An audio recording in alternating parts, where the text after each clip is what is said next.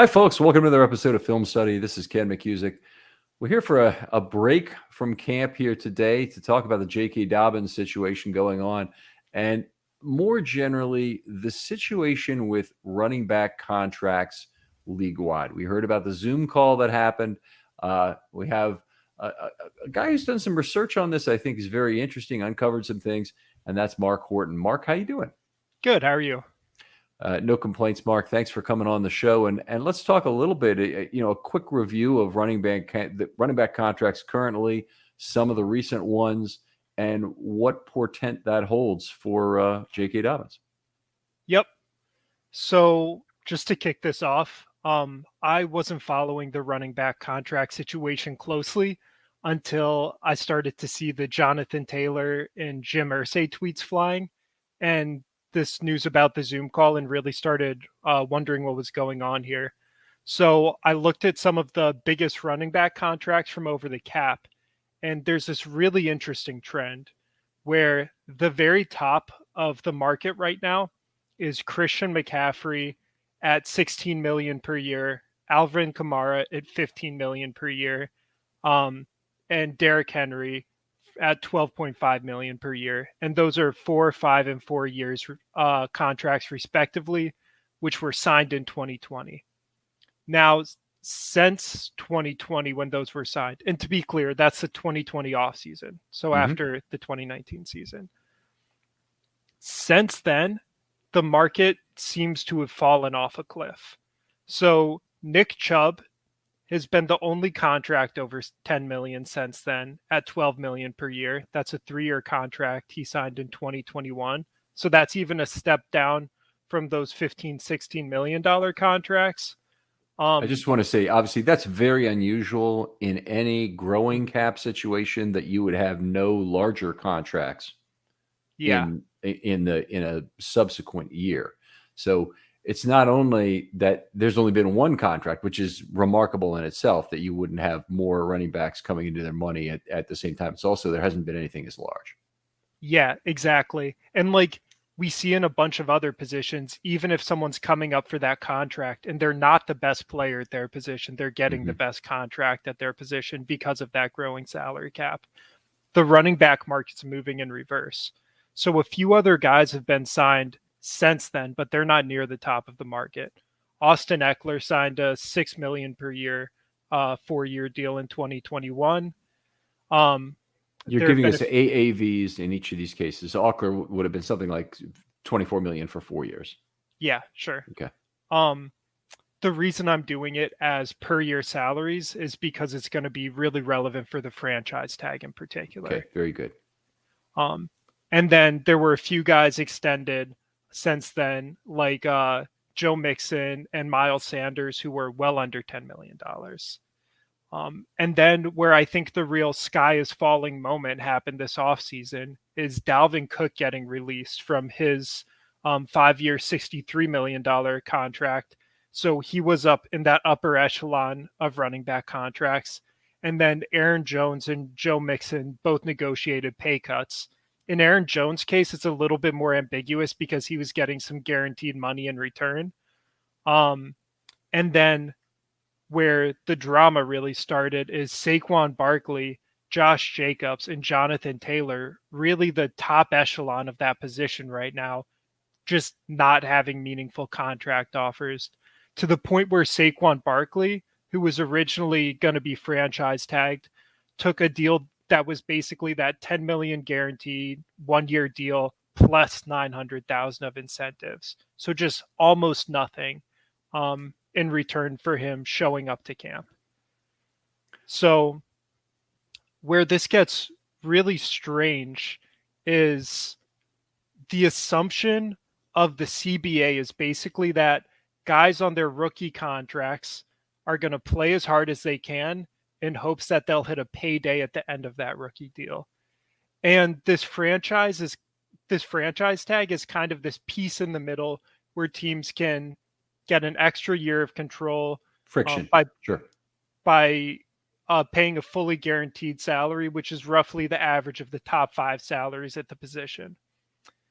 Running backs are in this really unique situation where the guys who've proved that they're good on their rookie contracts have done it by adding a bunch of wear and tear to their body. And this is why you've seen this history of recent running back extensions going really poorly for teams. So if you think about Ezekiel Elliott, if you think about Todd Gurley, bunch of other guys who aren't coming to the top of my mind. Yeah. Yeah, it's extremely well stated in terms of wear and tear, and it extends back into the drafting process as well. Because Mhm. sometimes you want to see a player who's had, proven it in college in terms of his ability to run. But the first thing I look for is a low wear and tear figure. I want to see a guy who's had, 350 to 600 carries in college, not a guy who's had 1,000 carries in college. Mhm. And you come out and yes, less about that player because of it. And my recollection is Dobbins had a fair number of carries at Ohio State. I want to say he had over 1,000 carries, but I'm going to look for it right now while you're talking here. Yeah, I know But the yardage totals were high. yeah, And we're going to get to Dobbins in a little bit, but he's such sure. an interesting case because he was a workhorse in high school. He was a workhorse in college. He had a pretty horrific ankle injury in high school. What that was a break and a bunch of ligament tears. He fought through that to come back in college. He had a horrific knee injury in the NFL. So he's almost this poster child of the dilemma that running backs are in, where Mhm. he's a guy who always wanted to be on the field, always was playing. You can tell he loves the game, playing his butt off every snap. And what he gets in return for it is he's almost certainly going to hit the end of his rookie deal and have a market that's not at all commensurate with the work he put in over his rookie deal, because teams are going to look at him with a lot of skepticism, saying, hey, we've seen so many other running backs with this amount of wear and tear and this injury history just fall off a cliff Mhm. once they're extended. Yeah, I completely agree with that. It extends beyond running backs, but running backs is probably the worst specific position for it. One guy who plays for the Ravens, who I thought was headed for big money, he had an injury in his contract year, which was unfortunate. It was Brent Urban, who'd been a guy who played a ton of snaps. And honestly, it's the difference in the NFL in his case, where he's more at the survivor level now, where he could have made 14 million over 10 years, say, as opposed to making 30 million over 10 years. And JK, I think, is going to do better than that in terms of his what the A and B points are. I don't see a way where Dobbins is going to be out of the NFL after this year. I just think he's going to have to accept less money, which is not obviously what he would want. Mhm. But he's still got one of the highest yards per carry in NFL history through a limited number of carries, which is outstanding. He's got some elements on his resume that are positive, even if that doesn't come through. With a Yeah. player like with a player like Urban, it really, his injury history, and the fact that teams weren't. I mean, he had to completely change kind of his career objectives in terms of being a survivor, being willing to play, or looking perhaps for a team that wanted to keep him for a succession of vet min contracts at the end of his career, so, or near that. And so Dobbins is not quite in that position, but most of the NFL is. Most Mhm. of the NFL are a bunch of fringe guys. There aren't that many big contracts in total, and it's all positions total. There are not a lot. Now, I'm not saying the running back situation isn't horrifically bad in terms of this reversal trend that you're talking about, but it was kind of proven is the wrong word. It occurred because of real life facts. It Mhm. occurred because of failed second contracts for running backs. Mhm. Yeah. And so to this point, it's not only running backs. You're completely right.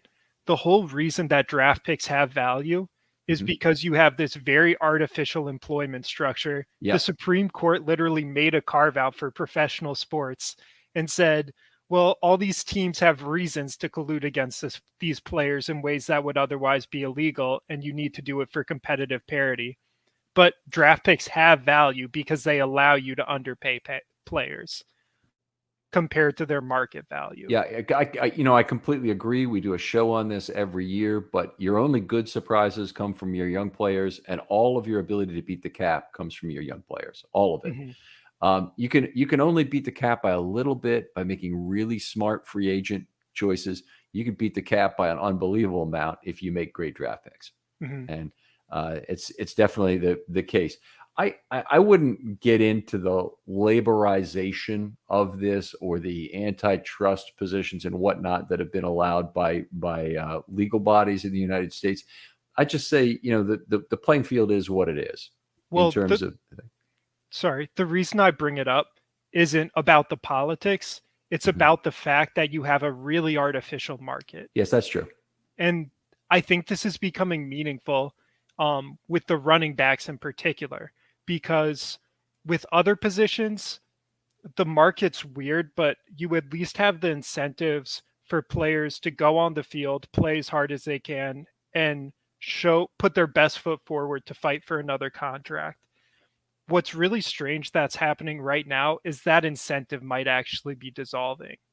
So if a running back plays over their rookie contract, plays hard on the field, maybe gets banged up, has season ending injuries, maybe doesn't even, but they've just accrued the wear and tear of playing that position. It's hurting their contract value. And then because the top of the market is kind of falling away and nothing's happened since 2020, and one of these 2020 extensions, Dalvin Cook, just got released, other guys are restructuring, suddenly the franchise tag's falling off a cliff. So the franchise tag has been a pretty acceptable, I did a good job in my rookie contract payday for a lot of players. In the case of running backs, that seems to be sliding because this assumption that the top players at their position are going to have this real like market above the rookie deals to themselves. Um, that seems to be breaking down at the moment.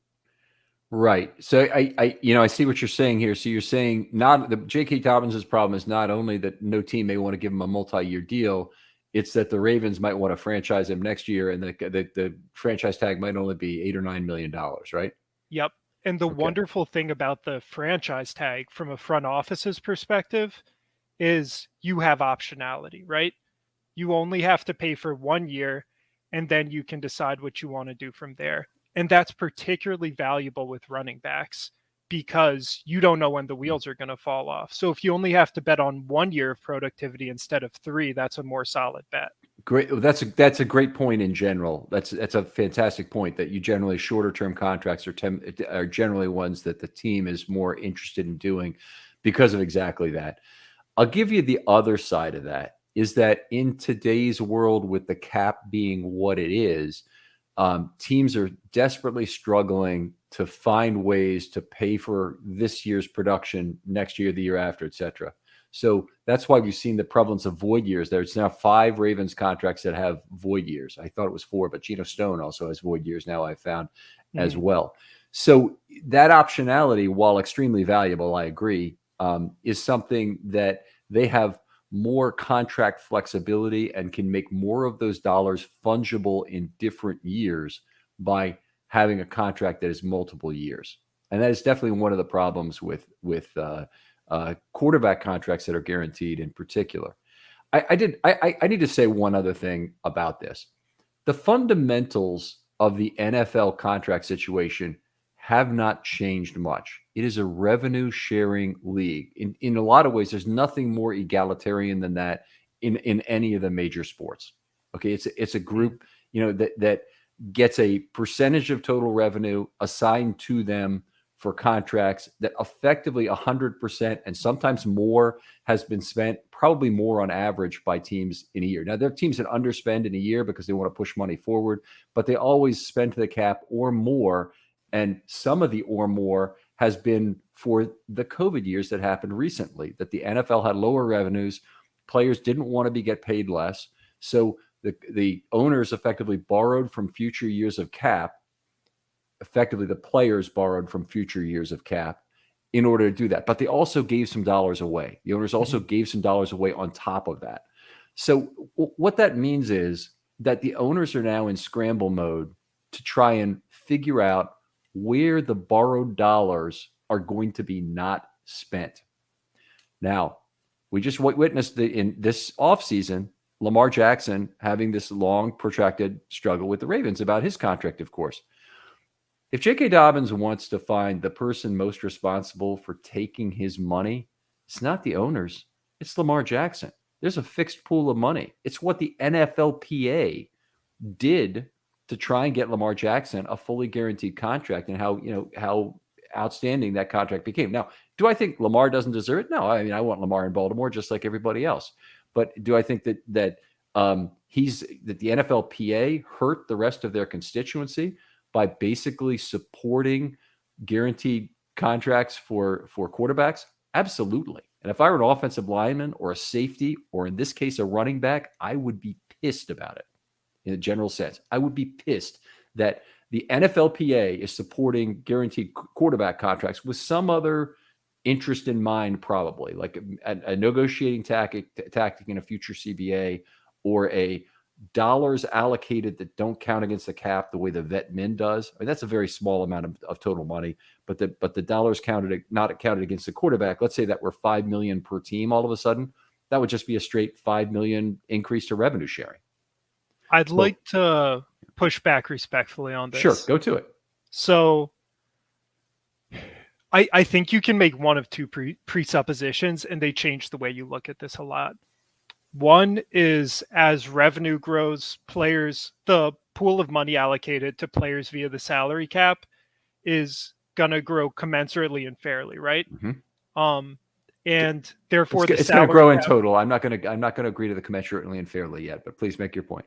Well, my point is, in effect, I think what the NFLPA is trying to do here is say, if we can increase individual player salary, then there's more demand for the salary cap to increase.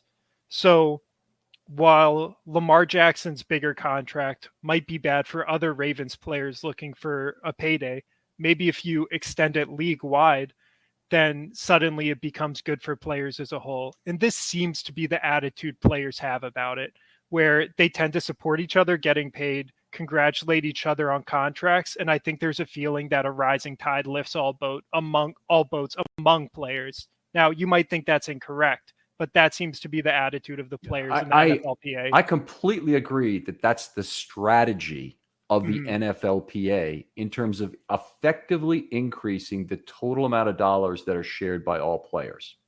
Mm-hmm. So, but that is a negotiated thing in the future, that they're creating a tripwire for future negotiations to have that on the table, to say, basically, you can't have quarterbacks, that don't have guaranteed contracts because they get hurt too much, and then you want to cut them and whatnot. And by the way, all that applies to all players. Well, effectively, what you're saying, if you want to just make a special safe harbor for quarterbacks that adds 5 or 10 million per team, is that you want additional dollars of revenue sharing. That is the ultimate battle line. It is dug in trench warfare between both sides. That is always the stopping point of any CBA discussion is how much of this total revenue do you guys get, and how much do we get for being the owners? And the owners, it was as high as 60% one time. It's come successively down several times, and now it's back on a slight uptrick. I think it's around 51.5% now. You might know, I don't, but it's come. It was originally honestly set much too high, and ownership just wasn't benefiting from their own ownership as much as they should have, and the players are benefiting more, and that's adjusted itself naturally kind of over time. And I think that there'll be a battleground on this, but an extra $5 million, let's say, dollars to teams, that's a 2% increase to total cap, which is effectively a 2% increase in revenue sharing. Mm-hmm. I don't see that happening without an enormous fight. So, basically now the NFLPA has tried to make this point that, we want more dollars, and here's why we need them, kind of thing. And, if I'm the owner, if I'm an owner in this situation, here's my saying is this: look, I am absolutely agnostic to how these dollars are divided, but this is my end line here. I can give you 51.5% of the total revenues, but you guys have to figure out how to divide them. You can't make it my problem again, because it's not. We agreed on 51.5%. Now you figure out how that should be structured among you, but you could even have an agreement among your players that say, quarterbacks say, well, I can never earn more than 18% of the cap for a given team.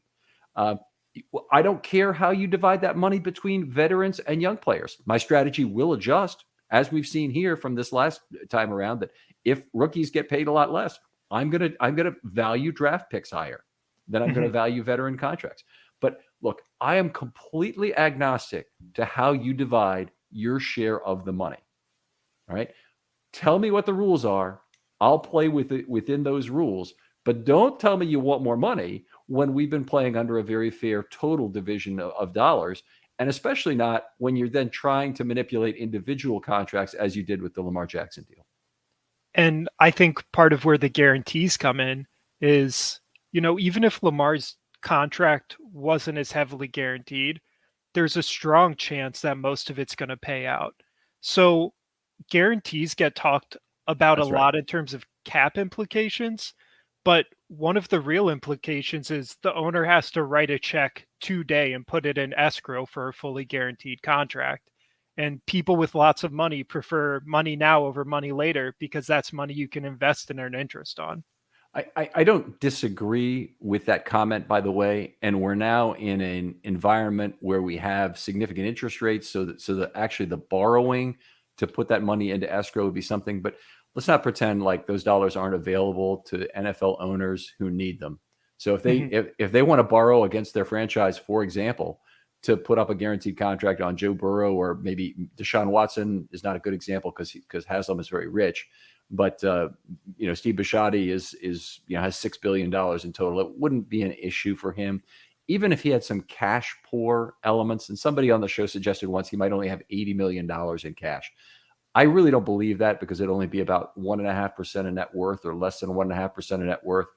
But I think that if all of his money were tied up in shares of some sort, he could still use them as collateral. And actually became an interesting question for me.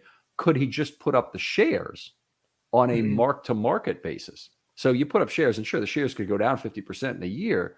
Then you have to put up more shares. But could he do that in terms of escrowing the value and then pay them out of current revenue as those dollars came due to the quarterback? Mhm.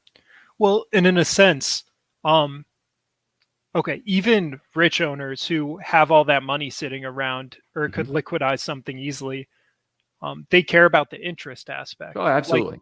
this is why money now is better than money later. And I think this is part of why fully guaranteed has become such a big point, is because if the player gets the money now, actually, I don't know how the dynamics of escrow work, but I would assume you can at least invest it in escrow in some Yes. way you agree in. I'd be sure of that there's got to be interest on those escrowed funds, and it probably cannot be quite as good as the kind of return an owner could get on his other business interests. If he owns Mhm. a shipping company, if he owns a staffing company, if he owns whatever else it might be, a trucking company, he can probably get a better return on that than he can on the escrow account.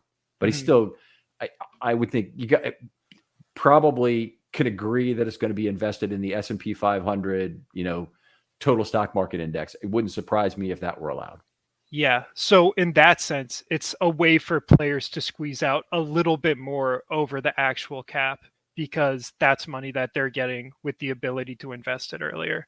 Maybe. That I think that's how they're looking at it. I don't think it would work that way. I think the escrow fund would be sitting over here. This would be my opinion of it, just as a finance guy. Escrow Okay. fund sits over here in the hands of some law firm, or in some investment company, more likely. And it's let's say in the case of Deshaun Watson, it's $230 million less whatever he got in at the time of signing. So let's say it's 200 million. It sits over that. The first year it grows to 245 million, and there has to be some money paid out. That goes ahead and happens, and then they would reset those dollars at whatever was required from that point forward, and give the rest back to the owner, because he's really the owner of that fund. That's why it's escrowed as opposed to just given to the player. But the Mhm. player doesn't accrue the earnings. The player, once he gets those earnings himself, is then able to invest his own dollars and earn them. But the escrow fund that's the owner's money Okay. until it's paid out. Yeah. Gotcha. So I'm gonna digress back to the Please. running back Yes. conversation, but Great. By the way, great conversation. You are extremely knowledgeable on this stuff, Mark. I can't say how much I appreciate having you on for this. yeah, it's fun to talk about. Maybe a show for another time too. Yeah. But um I so what I was kind of saying before The 2011 CBA was a big deal because that's when they created the rookie wage scale, and it was one that in effect made draft picks very valuable because you got rookies for very cheap. Mm-hmm. So yeah, like before that, you had to negotiate with your draft picks more meaningfully, and that was a messy process with its own issues. But the NFLPA was in this really interesting position where you have everyone who's currently in the NFL, and then you have the people who you're not representing yet who can come into the NFL. And if you pay those people coming in less, then there's more money available for your veterans now. So Oh, the unintended consequences of that. So they've got the 11 and 21 deals between the two of them included the vet minimum scale, which allowed veterans to hang in the league for longer. So it had that benefit for the veteran players who are already in the league. It took away money, and nobody wanted to see Jamarcus Russell, players like that, getting huge checks and then getting fat and not playing well in the NFL. People wanted to see less money going to rookies, and everybody was happy with it. The fans, I think, were pretty much happy with it. The owners were happy with it, and the players were happy with it. And the unintended consequences of that relative structure are what ended up biting the NFLPA and the players in the butt later. Is that's okay. Those are the new rules, but we set them up to be this way, and now it's a much better value than it ever has been before to sign a draft pick and to have a draft pick than it is to have a veteran player, because those guys are all market value after their fourth year. right. And this gets to the comparison between running backs and other positions. Mm-hmm. So at other positions, you're taking a pay cut so that one day if you play well, you can hit free agency and you can get a big payday. And even if you have to wait an extra year on the franchise tag, for most positions, that's between like 18 and 20 million. For running backs, it's 10, and it looks like it's sliding further. So my strong suspicion is that if Saquon was on the market right now as an unrestricted free agent, if Jonathan Taylor was, if Josh Jacobs was, they would be making a lot more than 10 million per year, and they could get few year deals. But because there's not this top end of the market with these long-term deals holding up the franchise tag becomes this really attractive option. And because the franchise tag's this really attractive option, then there's not these long-term deals.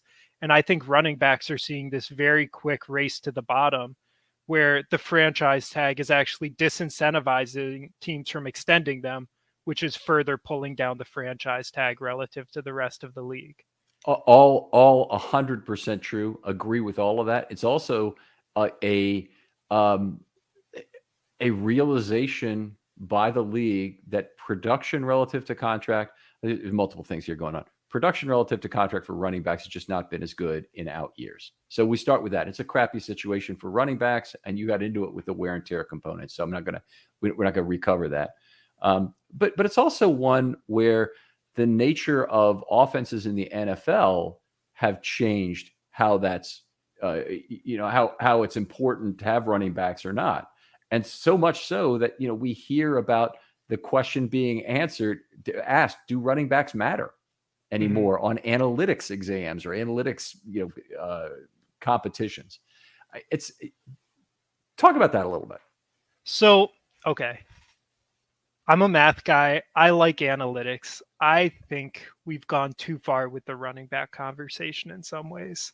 And at some point, you have to trust the eye test. Like, I've seen good running backs produce clear surplus yards. You break a tackle that a lesser guy wouldn't have broken. And I've seen bad running backs leave yards on the field. Sure. So they're obviously having some impact on the game. And further, it's not like fullbacks where they're just getting taken off the field. Even in the move towards this more pass happy NFL, even on true passing downs, teams are almost never taking their running back off the field.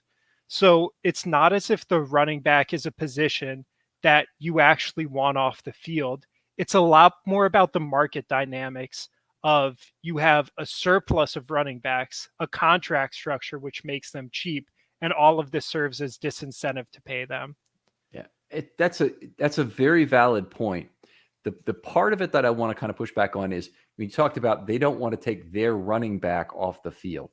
The truth of the matter is, running backs, with the exception of a few players on a few teams at the top of the market, are platoon players. Mm-hmm. You have a two-headed monster. You have a three-headed monster. You have oftentimes a guy who's a passing down specialist who's in there. He's a little bit better pass blocker, but he wouldn't be the guy you'd normally choose on earlier downs, maybe a little bit more slippery receiver. Mm-hmm. You have two different styles of running back beyond that. And that has big advantages for the team, and it's a good model to follow because it's cheaper for starters.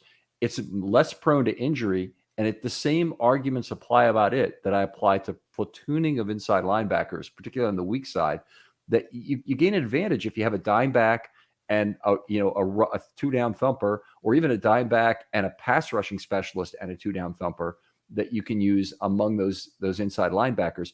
You don't have to pay anybody a whole lot of money because they're all Mm-hmm. platoon players. You don't have injury risk nearly as much because they're all specialists, and it's much easier to find the specialist than it is to find the three-down unicorn at the position. And I think that inside linebacker and running back are very similar in that they're very common size and shape pools. Mm-hmm. So high school athlete stars and college for that matter, there's a lot of star linebackers. There's a lot of star linebackers who come out of school. There's a lot of star running backs.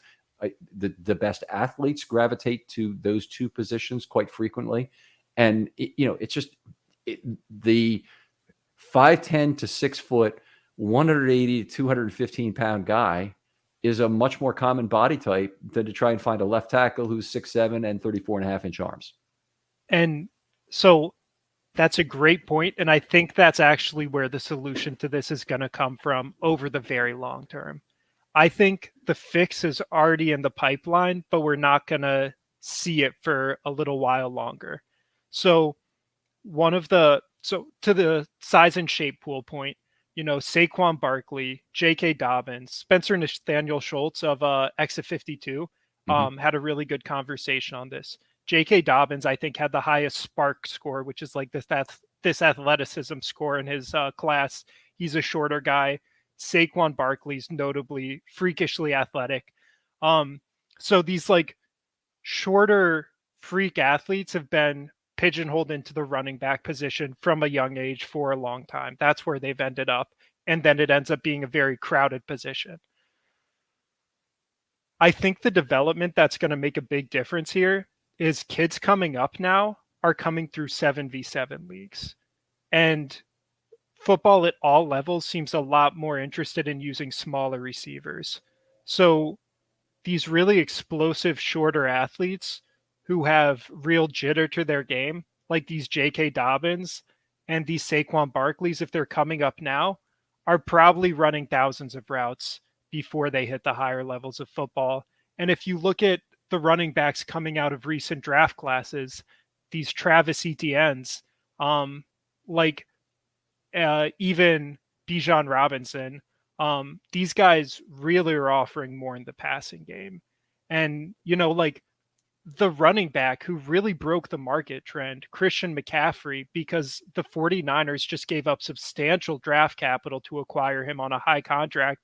He's that guy who can really run routes and can really make contested catches and do receiver work more than anyone in the NFL. So I think where the equilibrium's really going to come from is that receivers become a position that really draws from a more diverse size and shape pool. And if you look at Zay Flowers and Devin Duvernay now, those are both guys who can kind of do some running back duties. They have kind of running back athletic skill sets, but they came through that receiver position instead, and they're going to have a little bit less wear and tear on them as they get through their contracts. That's a great point. And that'll be interesting to see how that develops. The developmental logic of that makes a lot of sense. The one element that I think maybe is not fully considered in the notion that you can have guys of any size playing wide receiver is the X receiver position. So once you have to have a wide receiver, or sometimes it's two if you're playing 11 personnel that are on the line of scrimmage, that does require more size to do that and to get off press. So it's not as easy to say I can have a guy of any size out there. You do need to have some tall guys and some big physical guys that you play at the line of scrimmage, particularly at the X. in the NFL. Just it doesn't really work with a smaller receiver on an every down basis. So while I agree in general that there's a lot more variation of body type that is possible, that we've seen some very successful smaller receivers in the NFL in recent years. I think they still are more or less limited to the slot and Z roles, where they at least might be able to be off the line of scrimmage when they're playing. And this is where I think it's hard to predict where the schematic evolution is going to go, right? Like the Miami Dolphins seem pretty happy to have Tyreek Hill and Jalen Waddle. And I think I could be wrong about this. I think Tyreek Hill has spent plenty of time around the X. And the proposition is you can press me, you might get away with it a few times, but if you screw up once, I'm getting an 80-yard touchdown on you. Right. And maybe there's more tight ends, these Isaiah Likely builds, who can split out into the X and maybe force you to bring a linebacker over there. I think offensive coordinators are getting more creative with the games they play. And, maybe my suggestions in particular are bad, but there seems to be more ideas in the pipeline to deal with that issue. Yeah. It's fantastic points, I think, regardless, in terms of the evolution of the game could go a lot of ways. And one thing that's going to be true is organizations are going to be smart about dealing with the talent they have at the price they have. And so general managers can go out and try and get the talent they can for the given total pool of money that they have. That's what Eric DeCosta does very well. He has to do it via draft picks, and he has to do it via the cap. And whatever talent he can give to the coachings for the Baltimore Ravens, you just hope that their coaching staff is then able to utilize that in whatever way works best. And sometimes that may be a smaller guy at receiver. Sometimes it may be a platoon at certain positions. Inside linebacker, running back are very easy positions currently to platoon. Wide receiver might be. I really don't see a time when you're going to be able to platoon your left tackle or your quarterback. and those are just, there's going to be some positions which have size and shape advantages over others. Even as much as we can, make changes, rotate, platoon, there's just certain positions where you can't do it. I have a conspiracy theory that one day QB is going to be a platoon position after the mobile revolution, quarterback revolution comes, but we'll see. I think that's far off. Great stuff. The other thing, I think one of the most sneakily interesting players on the Ravens right now is actually Gus Edwards. So in the Greg Roman system, he did have a vision for the pass game that I think is a little bit underappreciated. He would really try to overload one side of the field and then kind of leave the other side empty as a natural scramble lane. It's hard to rush Lamar. You're scared of what'll happen if you overcommit, if you don't contain.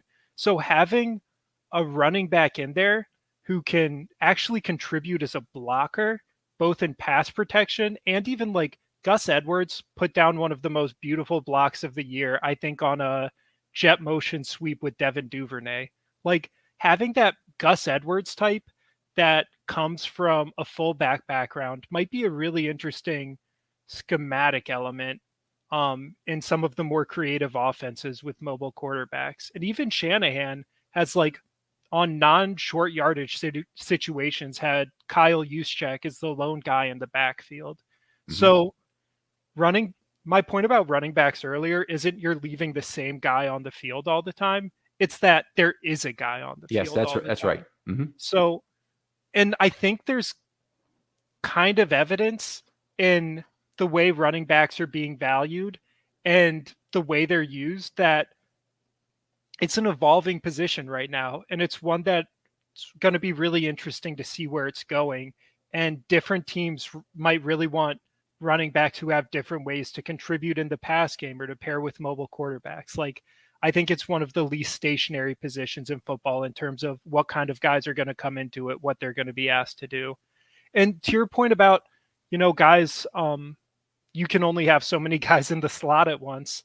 This wide back position is another interesting idea where you're having guys run real routes out of the backfield and you're having guys with these ambiguous slot receiver running back positions like Deebo Samuel. Yeah. There is, and there's definitely a trend towards that, and we see that in terms of pony backfields, where they want to put in a second back. The Commanders were doing it a lot the last few years, or the Washington football team, whatever you want to call them, over that period when they had players. They would often have two of the running backs on the field, and one would be as a slot receiver, and you can use them for motion, you can use them for a whole lot of things, but it's definitely one of the difficulties for dealing with them that you force opposing defensive coordinators to have. Roman, it was multiple tight ends. Is how the hell are the Ravens going to line up, and do I need to be super heavy? Do I need to be lighter? And do I need to have an extra safety on the field to cover a tight end, or do I need to have an extra guy in the box who's a heavier, big time thumper that can deal with their massive run game? It created all kinds of problems for opposing defensive coordinators. And to my use check point, maybe you see more tight ends in the backfield on true passing situations, especially these shorter bowling ball types who are really hard to tackle and who might be good candidates for that kind of moving around mobile piece and pass protection role. But we'll see.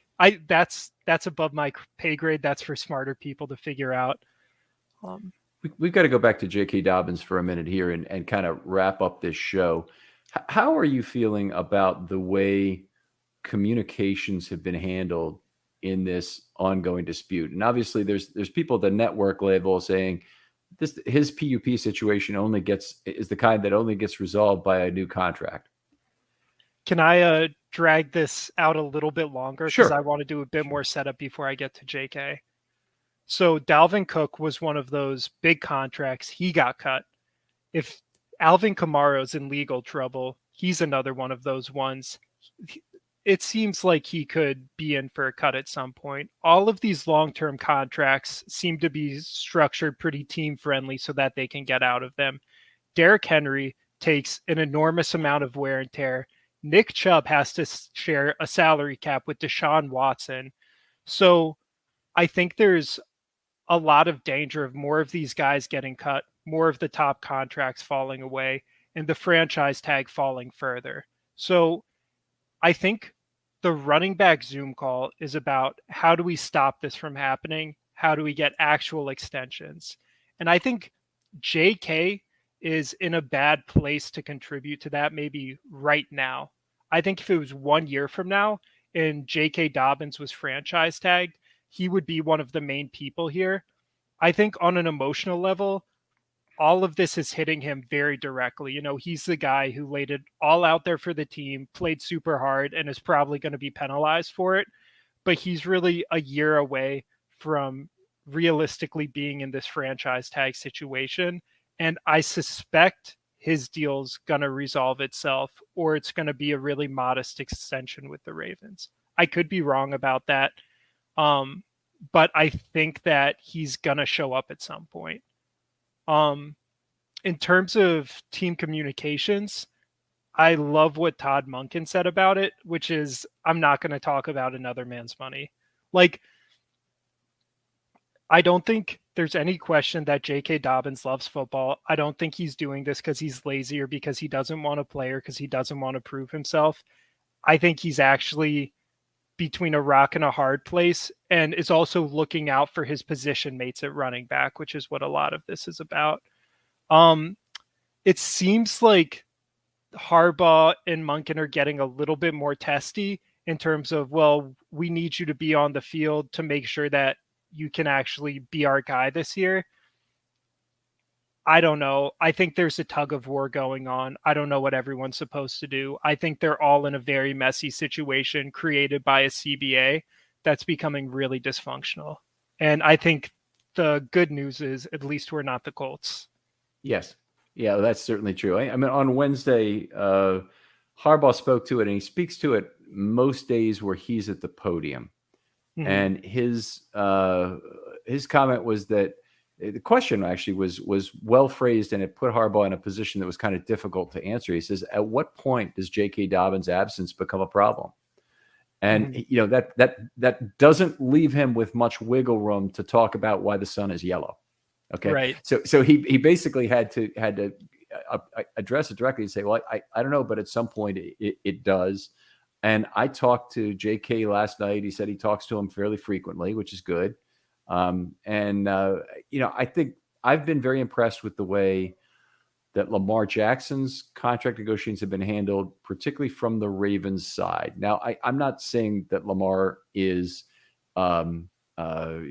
bad in terms of what he did, but he said a lot that was probably outside of the bounds they'd agreed upon in terms of what went on in the offseason. And the Ravens' answer pretty much the whole time was, Lamar's family. I've got to separate Lamar, the quarterback, from Lamar, the negotiator, and I don't always like each equally, and that kind of thing. That's fine. I mean, I think one of the best comments you can make is think about your own family and getting together on Thanksgiving with them. You have to love these people. You don't have to always like them. Mm-hmm. And there's probably a bunch of your relatives you're just not that crazy about. You don't have, but you only have to see them one day or maybe two per year, and it may have occasional family gathering, whatever it might be. And you have to love them during that time. And with Lamar Jackson, they clearly love Lamar, the quarterback, and they clearly just wanted to get back to this unstrained relationships where they could not talk about contract and just talk about football, damn it. And both of them wanted that so badly. It was kind of clear throughout the negotiations. And I think the Ravens did a really good job of holding up their part of the discussions on this. I think the Dobbins situations, they're not at that point because they're not in a contract dispute with J.K. Dobbins. Mm-hmm. J.K. Dobbins is under contract. He is for the rest of the year. He's holding out, we think, because of the lack of a decent contract and the lack of a long-term contract from his point of view. It's a very difficult situation. It completely sucks for the running backs in this league. But I think, again, the Ravens have kind of taken more of the high ground in terms of the communications here. Maybe not quite as well as they did with Jackson, but I think they've taken more of that high ground. Right. And I think what's really important here, which they did a pretty good job at with Lamar, and I think they're doing a pretty good job at with JK so far, is let the front office deal with front office stuff, and the coaching staff will deal with coaching stuff. Like the coaches can get on this pedestal and say, well, he's acting like a guy who doesn't care about the team and he should be out here. And I appreciate that they're taking a step back and saying, this is contract matters. It's money. It's not our business to deal with. And I think that separation is really important so that when hopefully JK is back on the field, the relationships with the coaching staff, who he has to deal with day to day, are where they need to be. Yeah, that's a great point. I mean, one of the things, if you look back at JK's history, is he was extremely upset coming off the field when he got hurt in the preseason. Mm-hmm. And, basically said within a very short period of time, he says, why am I even on the field during the preseason? Right. Which is very un-J.K. Dobbins like, because the rest of the time he's saying, why am I not on the field? That's a great point. PUP, he was on PUP, demanded to come off, and it was way too early, and then he had to go back, on IR to get that procedure done. So yeah, absolutely. Well, and that was so much crazier in retrospect, seeing how he was running at the end of the year. Because what J.K. Dobbins did last year really is like nothing short of heroic. He was going out there on one working leg and just winning with vision and contact balance. But every time he was in the open field, he was getting hawked by people who were much slower than him when he came out of college. Like one of the big selling points of J.K. Dobbins is he is a true breakaway runner who can get around the edge and go. And I would have to think J.K. Dobbins, when we saw him at the end of the year, would have been one of the slowest running backs in football in the open field. And he was efficient in spite of that, just by doing everything else almost perfectly last year. I agree. Dobbins deserves a lot of the credit for that. And I thought Lamar helps too. First 10 years. Well, Lamar helps and Roman helps a lot. The Roman scheme made him a great runner, just the way it made Lamar great in a lot of different ways. And let's not forget to give some of that proper credit to the people who are no longer here. In a case, Monken's scheme is going to be different. An 11 personnel running game is much more about, not about necessarily a blocking scheme finding that hole for you, but more about, you have to make do with less, break more tackles earlier on, and be a better yards after contact runner. And Edwards is that guy. And he's really is that guy when first contact comes in level 2, because you got to, you're dealing with a smaller man. But Dobbins, we'll see. We'll see if he can fulfill that role in the same way. But you've hit on it right on the money in terms of vision and contact balance were the two things that he still had last year. Mm-hmm. Well, I think people might be surprised how little 11 personnel we're running under Monken. And that might be a discussion for a different day, but he really has a chameleon scheme. Like, I think we've dubbed him as this 11 personnel spread guy. But if you look at Georgia, there's a lot of running. There were a lot of tight ends on the field, and he's done pretty different things at different places he's went to. And Isaiah likely might be one of those guys who you just can't really keep off the field. But it could get so. Last year they drafted a generational stretch run blocker in Tyler Linderbaum. They have Ronnie on that side. I think they might be trying to get Saleh into that left guard spot because of his mobility and ability to climb to the second level. So this might become a stretch run game, which is exactly what people were saying J.K. Dobbins should have been drafted into in the first place. So it could actually be a pretty dang good scheme for him, but this is all speculation. Yeah, that's extremely cogent. And if Saleh can at the same time hold up as a pass blocker next to Linderbaum, where that A gap is going to be the big problem for the Ravens, I believe, this year, then I completely agree with the opportunity. But you can't sacrifice all of something else that's more important to get this advantage that's less important, namely, having an above average stretch run game. But you can't give up your pass blocking game for that. Right. Did you have something else we want to talk about before we close this out? I just wanted to pull up the Irsay quotes and give a little bit more context into what's going on over at the Colts and how I think this might end up. So the one that I think was disrespectful but less insightful is, if I died tonight and Jonathan Taylor's out of the league, no one's going to miss us. The league goes on. We know that. The NFL rolls on. It doesn't matter who comes and goes, and it's a privilege to be a part of it. Now, I don't think Irsay should use that privilege word unless he's willing to meet Roquan Smith in the A gap. That's a hell of a thing to say. And honestly, I'm not a Colts fan, but I'm going to be a lot more interested in that team if I see Jonathan Taylor next to Anthony Richardson. That's interesting. That's really watchable football. That really adds something to the sport, in my opinion. So I really don't like this dismissiveness of one of the best players on your team who's really adding something to the sport as just another guy. But then I think the more cogent one is Irsay tweeted, "We have negotiated a CBA that took years of effort and hard work and compromise in good faith by both sides. To now say that a specific player category wants another negotiation after the fact is inappropriate. Some agents are selling bad faith." And the response of Jonathan Taylor's agent is, bad faith is when you don't pay your best player on offense. So where I think this could get really interesting is the franchise tag is fully guaranteed. And that might be where this blows up.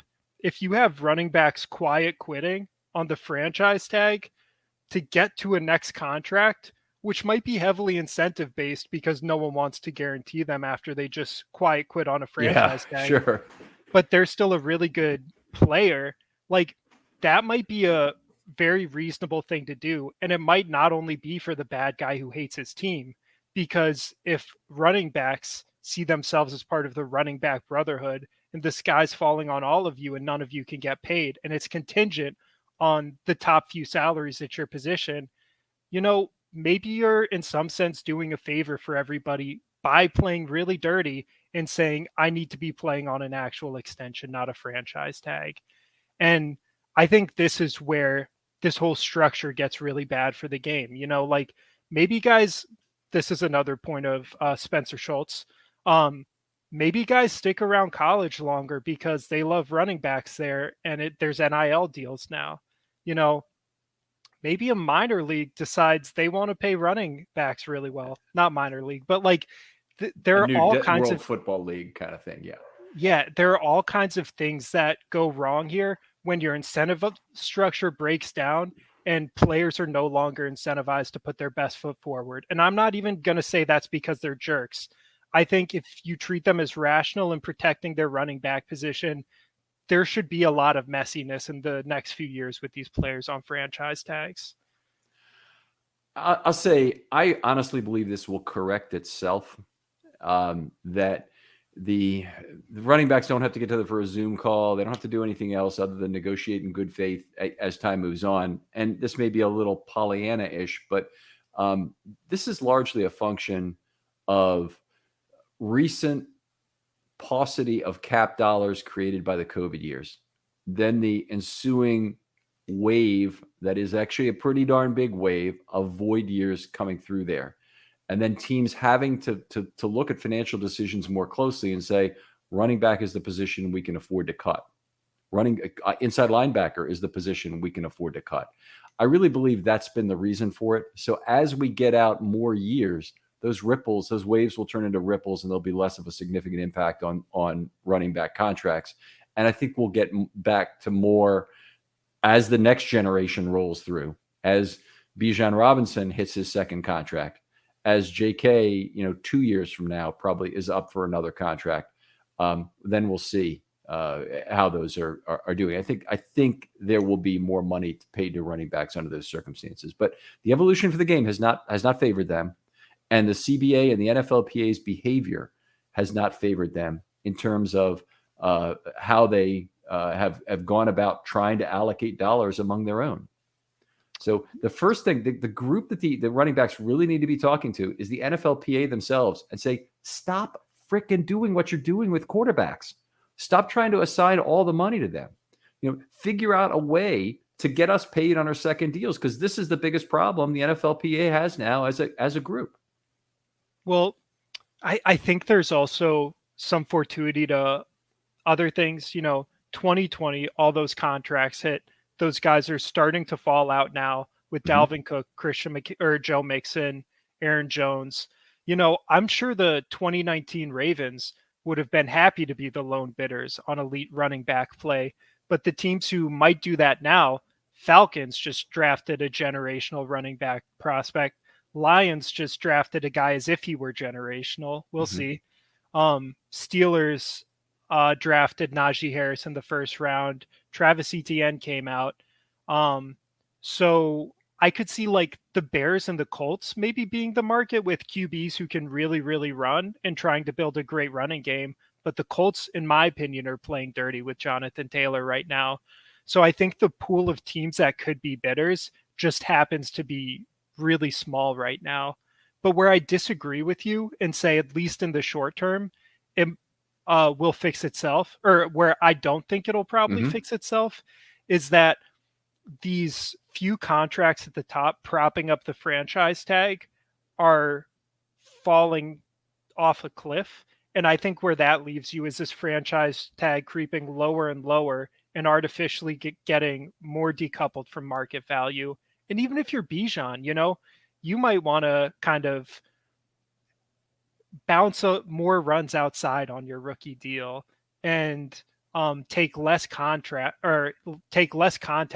maybe until the last year or so of your contract, where you can really prove, hey, I'm this great running back, and then seek your payday. So I think it's just really bad for the game, the way that this whole thing's decoupled from market forces, as far as I can tell right now. Okay, let me stop you there, because I think there's a supposition that goes with that I don't necessarily agree with. And that is the notion that the other contracts, the ones for McCaffrey and Kamara, were reasonable at the time. So you've gotten into the direction of the movement. It's definitely south. But did folks overpay at that position? We don't question it at other positions in the same way. And there's generally been, as long as you're seeing successive creep in contracts, then that's good indication that teams did not overpay for that position. The quarterbacks, it seems to be $2.5 million additional total dollars on the contract for every new franchise quarterback that gets signed. That's an indication that market is about where it needs to be. Left tackles, we've seen consistent growth in that market. Wide receivers might be the next one where teams may have overpaid for the position. And they may say, hey, we have to pull back from that. It's too much of the cap to devote to that. We have to pay everybody else. We need to figure out a way to allocate our dollars better. And we can't look at the way other teams have done it. We need to allocate our dollars better. So that's the point is I'm not sure that the initial contracts given to running backs at 16, 15, 12 and a half are necessarily the ones that I can sink my teeth into and say, those were the right numbers for those three guys. In fact, it's a very small sample size. Mm-hmm. And all these other contracts that have happened since, they're the bad numbers because they underpaid all these guys since. Okay, it's unusual that the contracts are going in that direction, but it also may have been a function that those were outlier contracts, as Deshaun Watson seems to have been now, that teams needed to pull back from. So I think you're correctly detecting my presupposition. But even if they're not correct, even if those are a little bit overpriced, and that's why players are getting cut now, I think this structure where the franchise tag is falling off a cliff, and I think the market force is breaking down, even if those were slight overpays, maybe because they were slight overpays and guys are getting cut from those contracts now. Like, I don't think you can look at the CBA with the rookie deal and the franchise tag and say that that franchise tag's a fair value. And I think the truth is that for a huge majority of even really good running backs, by the time they finish their 4 years plus that franchise tag, they're not going to have that much left in the tank. So if you look at the mechanism that the franchise tag is designed to exploit, which is, hey, there's going to be this upper echelon of players, and that's how we're going to peg the values of this, that upper echelon just is falling apart in the running back market. Now, in just what you said, I think you hit exactly what the crux of the issue is that the 4-year structure of contracts in the NFL, the 4-year free agency is what really plays against running backs because they have so much of their value comes in those first 4 years when their salary is controlled by the cap and the slotting. It's an unfortunate circumstance for running backs. I don't know how you would structure that in a future CBA to say, hey, this needs to be different for the running back position. Can we have, 3-year free agency sounds ridiculous, but can we have another built-in component of this where running backs can earn more if they meet certain thresholds? I think that's probably the most likely thing. So you have that rookie contract deal, Devin Duvernay and somebody else are making the exact same amount, $4.304 million, and it's based on making a Pro Bowl and being a starter and this and that. But it's a pay for play component to what they've got. I think it's more likely you get something like that negotiated through than you get a complete change to revenue sharing. And basically, then I come back to the zero sum nature of revenue sharing is that there are a total number of dollars involved. If running backs win, and you'd be creating some sort of running back winning structure where they may get an additional average of 1.5 million per team, let's say, that means other positions have to bite the bullet on the rest of that and take less. So a Chris Sims point that I thought was good here is players do look out for each other. And when everyone on the Giants looks at Saquon and says, this is the freakiest guy, the best guy on our team, I think it does rub them the wrong way that he's making so much less than comparable people. And while there's like a true market value aspect to what's going on, where maybe there's more platooning, the league's getting more pass happy, all of these things, I think the franchise tag's becoming really artificial. And I think it's hitting running backs where it hurts most. And that's the central piece of the dynamic going on here, where I'm arguing this is what's really hurting running backs is even if they survive those 4 years, that 5th year where they might be really productive, that 5th year that guys like Derrick Henry used to negotiate a few-year deal, that's getting snatched out from under them for cheap. And then they're not getting extended. So this is getting cheaper. And this is why I think that it's not fair to say just the running back market's actually that low. These guys aren't hitting free agency when they're coming off their 4th year. Mark, that's a very valid point, what you just made. And if the only real question is about how much leverage exists from the franchise tag, then that particular thing can probably be addressed with some sort of amendment to the CBA, saying that the running back franchise tag has to be at least X% of some other position. Say, or it'll be addressed when Jonathan Taylor quiet quits on the field for a season and everyone says this is bad for football. Okay, and that's market forces doing it, and maybe negative market forces that you'd be looking at that you really don't want. But there are ways to address that, and if it's really the franchise tag is the problem, and you make a very good point about that, and I completely agree that it's the first 4 years, the most productive years. Running backs have more of that taken away. But let's not forget who did that to them. It's the NFLPA who basically said, okay, based on my current constituency, we'll take away money from players on rookie contracts. Running backs across the college ranks at that time should have taken that for the shiv to the gut that it was at the time. I don't think they really knew. I don't think anybody had a full grasp on exactly how bad this situation was going to get. But the fact that they can't negotiate those contracts on their rookie deals hurt them more than any other position as time has rolled on. Yeah, and this is why I disagree with the Irsay quote so much. We negotiated a CBA in good faith. Well, it's falling apart before your eyes. You can amend it or negotiate another one at any time. You don't have to throw the whole thing out. Just come to the table and fix it.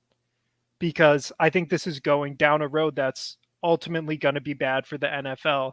And I suspect some people are being short-sighted now where they're saying, wow, I can franchise my really good running back for really cheap. I don't see the problem here. But I think there's a lot of ways it could bite them in the butt. And I think it really might take something bad for the game happening before people come back to the table and try to fix this structure. Great points, Mark. And we certainly hope that'll be a discussion point that probably gets addressed in the next CBA and possibly before then, because they've done a lot of adjustments to the CBA going forward. But one of the important things about having any sort of discussion like this, that's why I appreciate having it with you so much, Mark, because I think it becomes an emotional discussion with a lot of people. I think you need to come to the table with starting with the notion that this is a zero-sum game. As long as we can start with that, then we can talk about all the reasons why that zero-sum game has burned running backs in particular. And I really appreciate you doing that. I've had some other very emotional discussions, particularly with Martin Jackson, where I didn't feel like I got the same kind of back and forth with the person talking with me about this. So I really appreciate you, Mark. And in the least emotional way that I can, I don't think it's completely zero sum. And I think that's where a lot of this stuff is coming up. Like the salary cap is dynamic, the revenue share is dynamic.